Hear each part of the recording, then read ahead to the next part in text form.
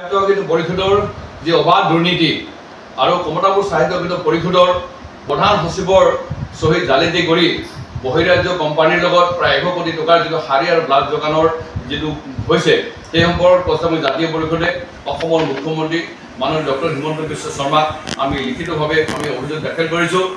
মুখ্যমন্ত্ৰীৰ যিটো CM vigilance আছে সেই বিভাগলৈ কৰিছোঁ, এণ্টি কৰাপশ্যনলৈকে আমি দিছোঁ। আৰু এই ক্ষেত্ৰত CM ভিজিলেন্সে ইতিমধ্যে আমাৰ পৰা সাক্ষ্য প্ৰমাণ সংগ্ৰহ কৰিছে আৰু আমি আশা ব্যক্ত কৰোঁ যে অসমৰ মুখ্যমন্ত্ৰী ডক্টৰ হিমন্ত বিশ্ব শৰ্মাই এক নিৰপেক্ষ তদন্তৰ জৰিয়তে এই কাৰ্যৰ লগত কোনসকল ব্যক্তি প্ৰকৃততে জড়িত হৈ আছে তেখেতসকলক মানে চিনাক্ত কৰি মানে তেওঁলোকক কঠোৰ শাস্তি দিব পাৰিব। আৰু সেইকাৰণে আমি কৈছোঁ যে এই বিষয়টো আচলতে নিৰপেক্ষতাৰ স্বাৰ্থত আমি উচ্চ পৰ্যায়ৰ তদন্ত আমি CBI তদন্ত আমি দাবী কৰিছোঁ। কাৰণ আমি বিভিন্ন সংবাদপত্ৰত আমি গম পাইছোঁ যে প্ৰধান সচিবৰ যিটো চহীজাল, কাৰণ প্ৰধান সচিব এটা প্ৰশাসনিক বিষয়া, এটা স্বায়ত্তশাসিত প্ৰশাসনিক বিষয়াৰ চহীজাল কোনোবাই কৰিছে আৰু তাত ৰাষ্ট্ৰীয়ভাৱে দল সংগঠনে প্ৰতিক্ৰিয়া নকৰোঁ এই কথাটো হ'ব না। গতিকে আমি কৈছোঁ আমি জাতীয় পৰিষদে আমি এইটো কৈছোঁ যে এই কাৰ্যৰ লগত যি দুগৰাকী ব্যক্তি জড়িত থকা বুলি ইতিমধ্যে আৰক্ষীয়ে গ্ৰেপ্তাৰ কৰিছে। তাৰ কাৰণে আমি বঙাইগাঁও জিলা আৰক্ষীক ধন্যবাদ আমি জনাইছোঁ। যে এগৰাকী হ'ল পংকজ দাস গ্ৰেপ্তাৰ কৰাৰ পিছতে চিন্ময় চৰকাৰ গ্ৰেপ্তাৰ কৰিছে, কিন্তু আমি শুনিছোঁ যে চিন্ময় চৰকাৰ গ্ৰেপ্তাৰ কৰাৰ পিছদিনাখনে তেওঁক জেল হাজতলৈ প্ৰেৰণ কৰিছে।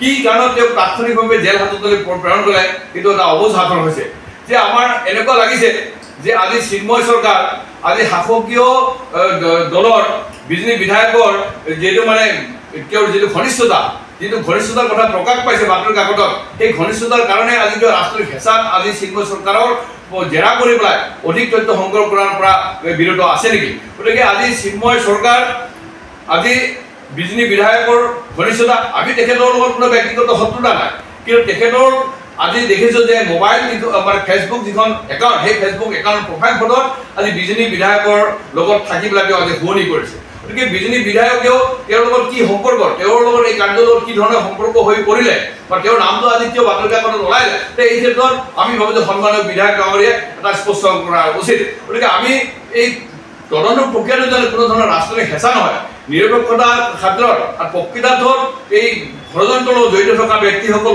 ৰৌ প্ৰণালীসকলক প্ৰায়ত্ব কৰিবৰ কাৰণে CBI তদন্ত হোৱা উচিত।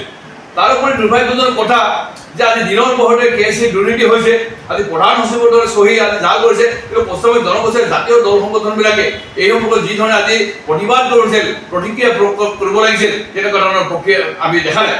আনহাতে বৰ্তমান ৰাজ্যত থকা আজি প্ৰধান বিৰোধী যিবিলাক দলে আজি মুখ্যমন্ত্ৰীৰ মন্ত্ৰীৰ 10,000 টকাৰ মানে 10 কোটি টকাৰ ছাবচিডিক লৈ আজি বিভিন্ন হুলস্থুল কৰিছে, বিভিন্ন ধৰণৰ প্ৰতিক্ৰিয়া কৰিছে, কিন্তু আজি অসমৰ ভিতৰতে থকা কমতাপুৰ সাহিত্য পৰিষদৰ যি দুৰ্নীতি হৈছে, প্ৰধান সচিবৰ চহী জাল কৰিছে, এই ক্ষেত্ৰত কিন্তু আজি বিৰোধী পক্ষ নিবাতে হৈ আছে। যে আমি বিৰোধী পক্ষকো এই সম্পৰ্কত তেওঁলোকৰ মতামত স্পষ্ট কৰিবৰ কাৰণে আমি আহ্বান জনাইছোঁ। আনহাতে কৈছোঁ আমি জনগোষ্ঠীৰ জাতীয় দল সংগঠনকো এই সম্পৰ্কত তেওঁলোকৰ স্থিতি কি সেই সম্পৰ্কে আমি স্পষ্ট কৰিবৰ কাৰণে আমি কৈছোঁ জাতীয় পৰিষদে আমি আহ্বান জনাইছোঁ।